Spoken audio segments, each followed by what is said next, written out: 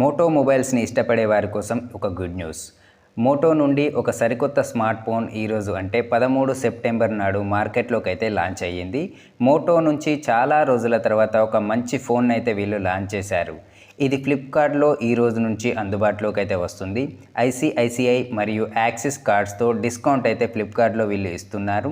ఈ మొబైల్ యొక్క ఫీచర్ చూసే ముందు నా ఈ వీడియో నచ్చినట్టయితే ఒక లైక్ చేయండి మరియు నా ఛానల్ను మొదటిసారి చూస్తున్నట్టయితే సబ్స్క్రైబ్ చేయడం మర్చిపోకండి.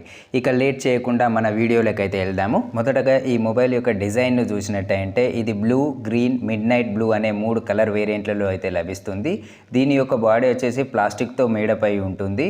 దీని యొక్క వెయిట్ 192 గ్రామ్స్ అయితే ఉంటుంది. కర్వ్డ్ కార్నర్తో ఉన్నటువంటి ఈ మొబైల్ చూడడానికి కూడా చాలా స్లిమ్గా అందంగా కనబడుతుంది.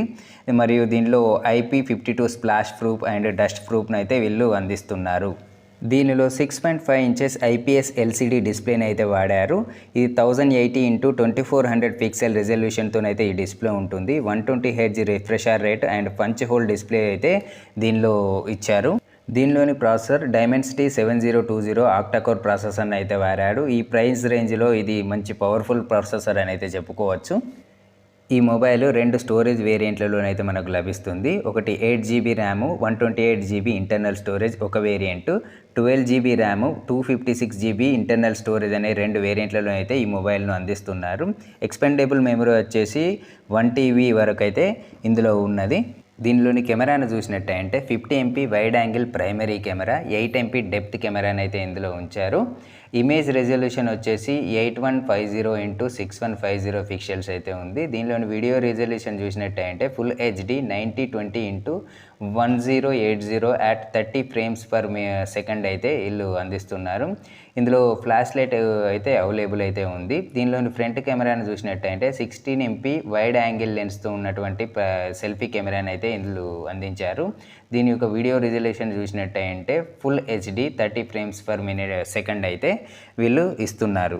6000 mAh బ్యాటరీని అయితే ఈ మొబైల్లో ఇస్తున్నారు. C టైప్ కేబుల్తో 30 వాట్స్ క్విక్ ఛార్జర్ని అయితే వీళ్ళు ఇస్తున్నారు. ఇంకా చూసినట్లయితే ఇందులో 2 సిమ్ స్లాట్స్ ఉంటాయి. అవి 5G సపోర్ట్ చేస్తాయి. 2 కూడా Bluetooth, WiFi, FM radio, stereo, speakers, audio jack, fingerprint sensor, light, proximity and accelerator meter సెన్సార్లు అయితే ఇందులో అందుబాటులో ఉన్నాయి.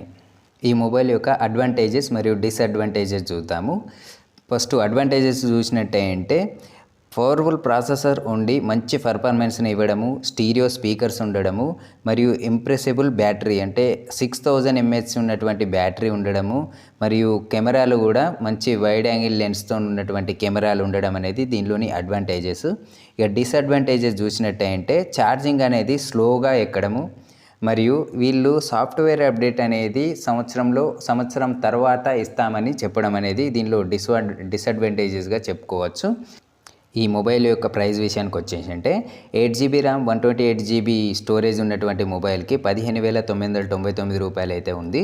మరియు 12GB RAM, 256GB internal storage ఉన్నటువంటి మొబైల్కి వచ్చేసి 18,999 రూపీస్ అయితే వీళ్ళు ఫ్లిప్కార్ట్లో ఉంచారు.